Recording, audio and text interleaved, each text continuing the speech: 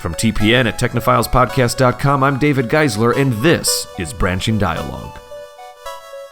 I guess it kind of mixed the fantastical with the everyday, because they're trying to teach everyday words, because obviously that's what you would need learning English.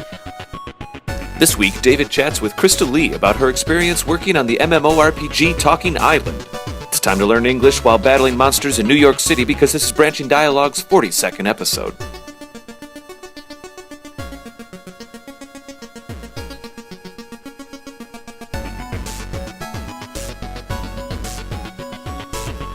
Hey everybody, welcome to this episode of Branching Dialogue. I am here with Krista-Lee Malone of the Technophiles podcast. Now, Krista-Lee, some of our listeners and viewers know you because you helped me guest host our season finale episode of this show, actually just last year.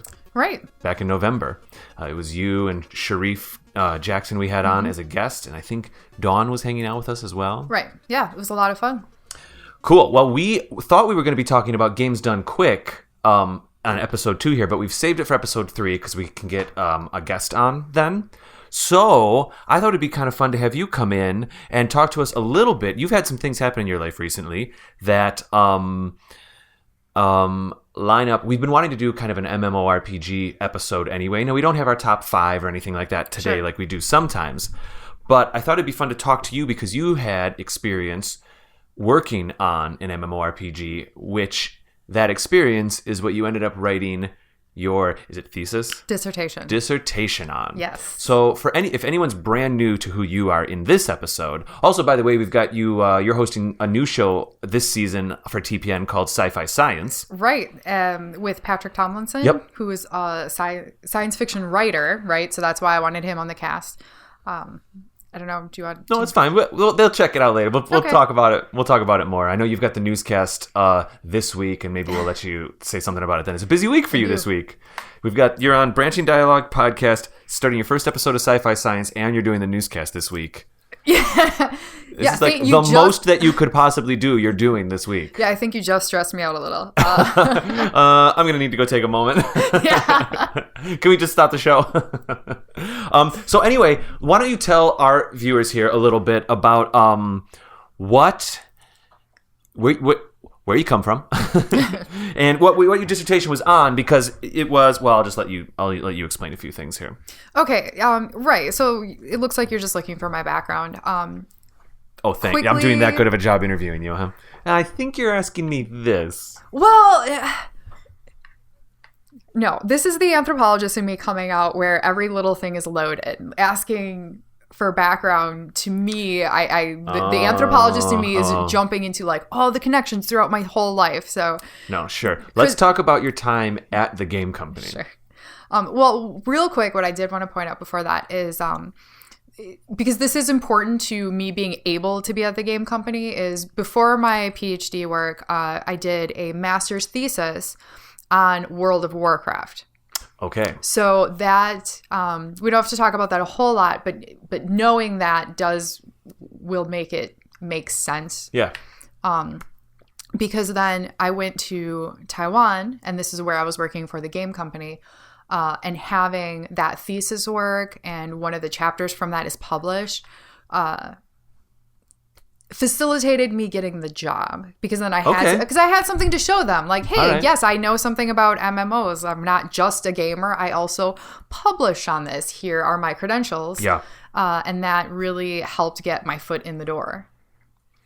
So you get down there and you start working for this company. What can you talk about what the game was and what they were going for and all that kind of stuff? Sure. No. You went down there for it, right? That's basically what you just said.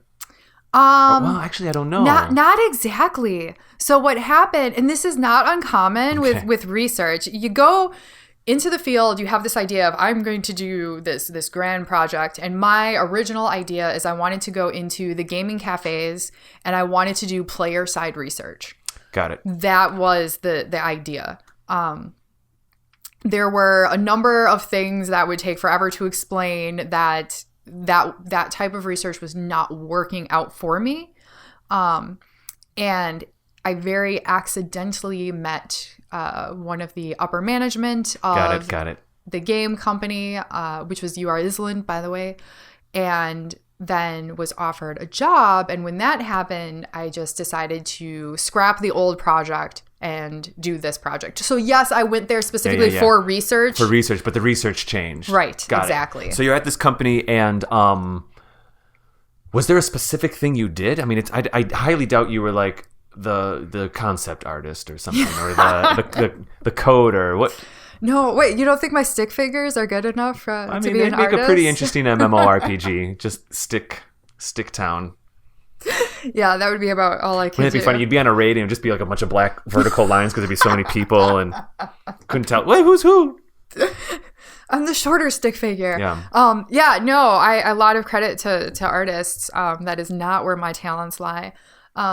So my official title was... Can I guess? Was it ahead. Translation or something like that? That is part of what I did. Okay, I interrupted for the fun of it, but what was it? No, that's cool. Well, that is actually more fun. I was a consultant. Okay. Which I love it when people ask me, what does that mean? I said, that means they want you to do a little bit of everything and they don't have a real title for you. Yeah, right. That's what consultant means. So yes, I did do some translation work. Mm-hmm. I also helped write some of the holiday quests. Oh, that's kind of cool. That was actually my favorite. It was an international game? Okay, so let's back up for a second. I just made a mistake. I assumed stateside holidays. Of course it wasn't, was it? Okay, so no, actually it was. And I think I'm getting ahead of myself. Let me explain the game real quick so this makes sense. I'll hold out. So this game, it's a local Taiwanese company, and the idea was to create an MMO space where kids could learn English. Oh. Yeah. So the world is based on New York City. Everything is in English. It's American holidays. They also would have the local holidays that would be, familiar to the students there. Right. Because, it's like, I don't know if you've ever played any Japanese games, but they will sometimes have, when they market here, they'll have like Christmas specials, even though Christmas is a Christian holiday. Okay. So same idea where they will have both sets of holidays. When I say I'm writing a holiday quest, like you do with MMOs, I'm sure you've played something where they have, the temporarily available quest. Obviously I'm a good choice because I grew up in America. It's like, yes, I can tell you all about Christmas and Easter. I remember the first time in WoW, I don't know, 15 years ago or something like that, where I walked into a pub and there was like Christmas lights up. Yeah. And I didn't do that or something. Like it just, the world was changed microscopically. Right. I was like, this is the coolest thing in the world. No, it is. I love it too. It's the silliest little thing, but you have these changes that relate to what's going on in the real world. Right. And it's amazing. It's fun. So what kind of quests did you write? So all of these were jointly worked on. Okay. Which is just the way the workflow works over there. Sure. You don't do solo things. Everything is like group projects. I just want to specify because I'm not trying to take credit for my whole team, right? You built the whole game, I thought. Oh yeah, single-handedly, all by myself. But actually that's not true. Only the cool parts, right? Right, of course. So I helped in so there was a Christmas quest, for example.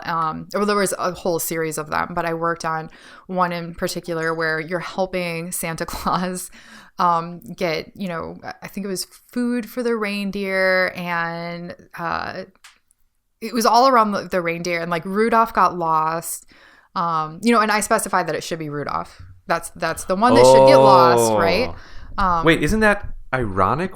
Isn't the Rudolph the one that helps people be found? Like, isn't he's the one that leads the sleigh when all the rest of them get lost, Krista-Lee? Right, but if you remember the classic Rudolph story that is now maybe 30 years old, the stop animation one, Rudolph runs away. Well, that's remember? true. Okay. Like when he's younger. Sure. Yeah, and then I remember that. And then he comes back.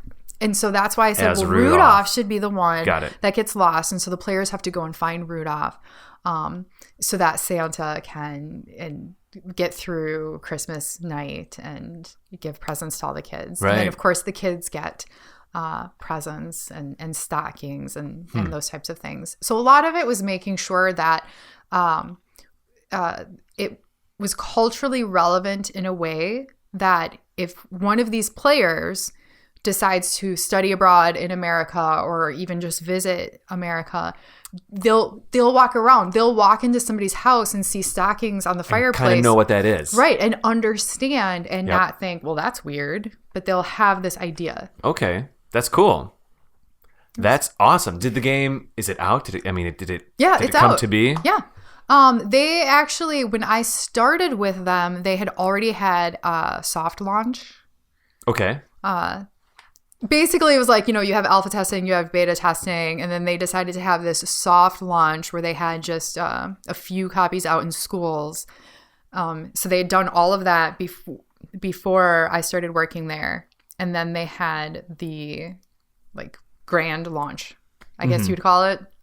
While I was working for them. Actual launch. The actual launch, maybe. Well, it's kind of weird. The release? Is it technically just the release then? I don't know. It doesn't really matter. Maybe it is. Yeah, I don't know. Yeah. Well, because the release went in stages, it was sure weird. So, what parts of your paper, if I may, your dissertation, what was it focusing on with your experience with this game company? It was really focused more on the office and the workflow than the game itself. Okay. Okay. Because that's what I was really experiencing. But of course, everything is through the lens of the game because that's what we're doing, right? All day long, we're working on this game and I'm playing this game. So I do have, an entire section talking about the game itself, but then a lot of it is also talking about how different departments worked with each other. Yeah. One of the I think more significant points that I think would be maybe more interesting for this show, this audience, is there's a whole section where I talk about how Taiwanese people imagine America. Whoa. Because the world's based on New York City, right? But it's not built by Americans. It's not built by people who grew up in New York City, right? And sometimes I would even get questions. Is this like the equivalent of no offense, but the equivalent of like the Chinese restaurant in America has a certain aesthetic, but if it were viewed by someone from China, they'd be like, what is going on here? A little bit. Like it's close, but it's like, what? Right. A little bit it is like that. There are certainly some times where, for example, in the beginning quests, they're trying to teach you about the different things you can get. Because, when you play an MMO, you need sometimes food, water, things to keep going. Sure. Right. So they introduced Coke and hot dogs. And I remember asking somebody, I'm curious, why did you choose Coke and hot dogs? And I guess I'm going to guess hot dogs because they're always the idea of the hot dog stands out in New York City is like in culture. So that's definitely part of it, but the first answer I got was, well, those are the two things Americans eat most. And I found this funny. I barely even drink soda. Yeah. Nothing against soda. I do occasionally, but I would definitely say soda of any sort, let alone Coke, is not something I daily have, or hot dogs. I think there's a lot of people out there that do drink a lot of soda. I don't. Sure. I think it's been months, honestly, for me. But Coke is popular, obviously. And so maybe that one. But the hot dogs that's got to be some kind of just. Well, it's very iconic, right? Right. That's what I was just going to say. Some kind of icon. The hot dog stand on the street in New York City. You also have the idea of hot dogs in the ballpark. The ballpark. And baseball. Baseball. It's very iconic. And even if we're doing sausages America. or if we're doing brats, it's all the same. Yes, exactly. Wow. Okay, sure. So I totally understand. But it's the little things like that, yes, I understand this is iconic of America, but then this being iconic and then translating into you eat it all the time. But it goes both ways. Because I also learned quickly when I went over there, people aren't eating rice every day. Sure. And that it is the same idea where if you ask people here, or even my friends when I came back, they're like, well, how much rice did you eat? About the same as I did here. About as many hot dogs as I ate. Right. No, I'm just joking. I cut up the hot dogs, mix it with the rice. Yeah. So this is all very, very interesting. So then you're there and you're doing the translations. Do you feel you have a lot of wow in your? I'm like literally interviewing you here. I thought it was gonna be more of a conversation, but I'm basically interviewing you. I got to admit, after all the work I put into the dissertation, I'm kind of enjoying this. You all right with that? Yes. It's a little weird. This is Branching Dialogue. We don't usually do interviews. Look, I can't even get comfortable. I don't know if I'm supposed to be in interview mode or if I'm Or what? Let me ask you what was the name of the game again? I always forget. The name of the game was Talking Island. Talking Island? Yes. And so New York was the island. Yes.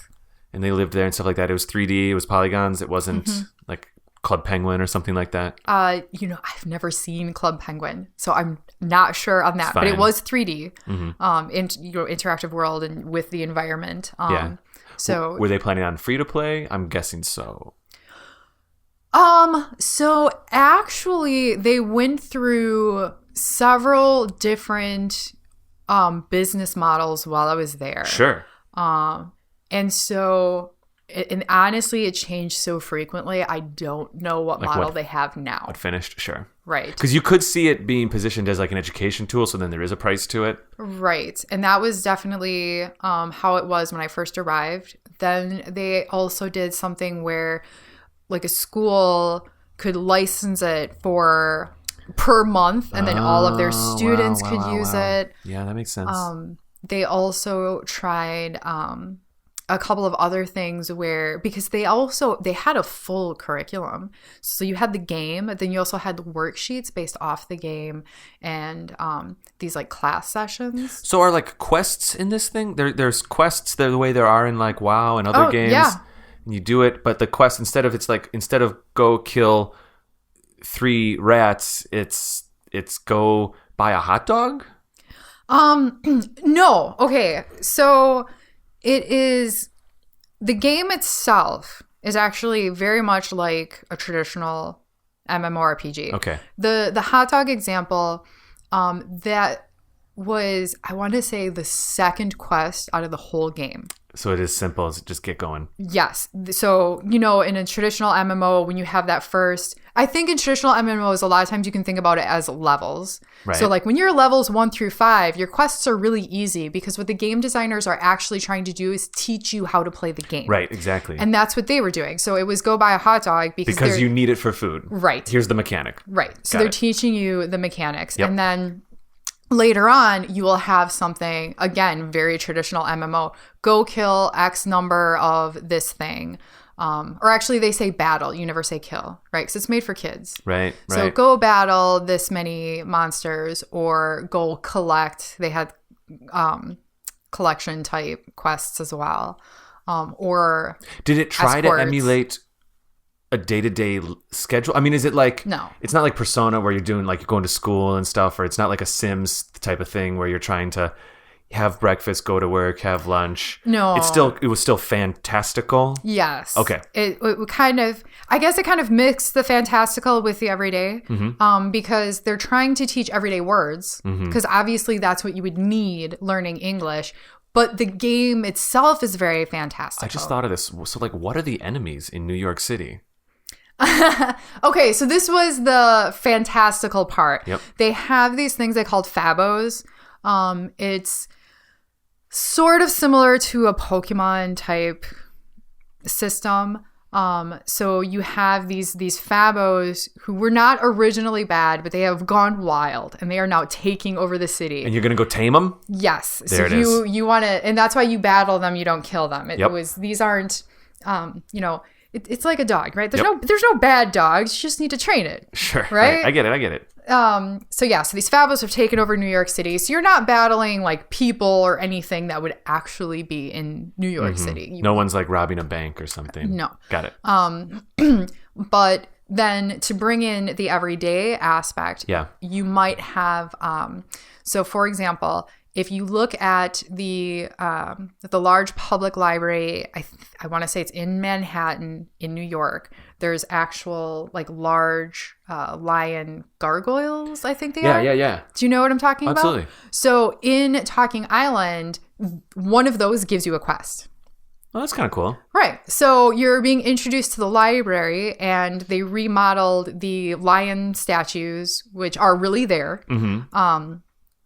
And so the lion, in telling the child, yes, I guard the library, et cetera, et cetera. So then you get these everyday words. You get library, you get the word guard, you get lion. And so it's a little bit of teaching American culture, but it's mostly teaching English, American English. Yes. And then I had one final question, and then whatever else you want to say about this whole experience. But we talked about how culturally it was perhaps slightly distorted. You all you eat is hot dogs, which is innocent and fair, and every culture is going to do it for another culture. That's like you get it. We all do. Mm-hmm, exactly. Aesthetically, so you're talking about the library here, and I couldn't help but wonder: were they trying to go for a photorealistic look of New York? Were they trying to get the actual geometry correct, or was it just kind of? Is it a little bit like they're just evoking New York? Are they trying to get the right streets? Is it like Spider-Man 2 where they remodel it back for like the Xbox? Remember that? Yeah. So it's not quite Spider-Man 2. But they wanted to make it more appealing to kids, right? Is it abstract? So it is a little abstract. It looks cartoony. Mm-hmm. It would be if somebody wanted to make a Saturday morning cartoon of New York City. Yeah. So there are things that are real. So you have the library, you have the lions. It does not look photorealistic. It looks more cartoony. But you could recognize it. You could definitely. You could recognize it. Interesting. In fact, because I wanted to see how realistic it was, I brought up what is that called? Google Street View. Yep. And I actually started comparing, like camera angles and everything. Yeah. Oh, I love it. So I started comparing to see, and what they did is. So as another example, there's a big toy store. It's on the corner of Broadway and, I forgot. Broadway and something in Times Square. Broadway goes for a while. Oh, okay. So it's in Times Square, right? All right. There is an actual toy store there. Yeah. On that exact corner. So in that way, it is real. But of course, this toy store itself does not look photorealistic. It looks very cartoonish. And the other thing they did is they took out a lot of things, because if you think about a place like Times Square, it's very congested. There's a lot there. I've been there. It almost overloads your senses, right? Absolutely. So they took a lot of things out, so it's less of an overload. So you don't have a 10-year-old going, I'm lost. I don't even know where to go. Yes, absolutely. Right. So you have the toy store, and you have a couple other things that are actually there, and they are where they would be in the real New York. But then maybe they took out 5 of the stores in between. So it's less crowded. Yep.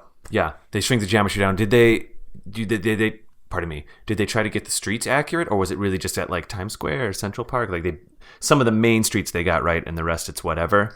Yeah. So the main streets they'll have, and you'll actually have the address, but then some of the smaller streets are just non-existent. Got it.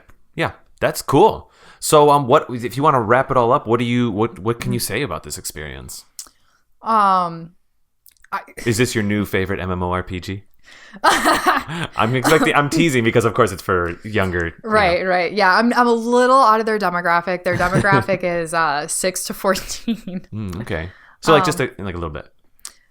But I gotta say, despite that, it was a lot of fun to do. Yeah, I had a character. I played with some of my coworkers. I collected Fabolous. Oh, you did play it a bit after the fact, or like while it was being... While I was there. Yeah. Is this thing still active? It is still active. And it's technically not for an American audience. But could an American, if any of our listeners right now who are local and in America, could they technically like log on? So probably not. Right.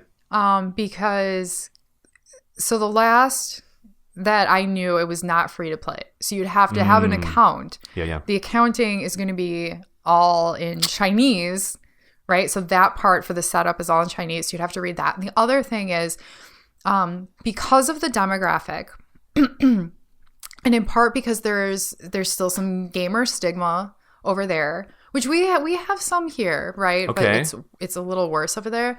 The game is shut down overnight.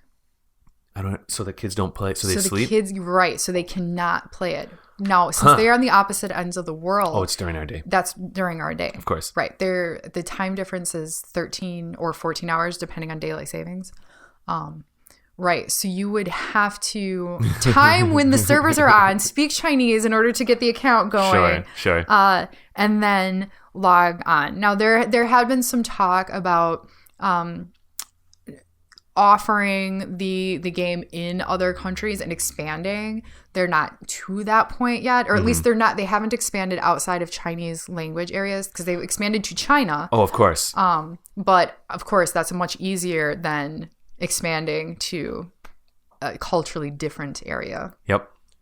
Cool. Well, this was actually pretty fun to learn about. I mean, I'd heard, you know, you've been doing the show with me on the Technophiles podcast for almost a year now. Certainly, well, anyway, a while.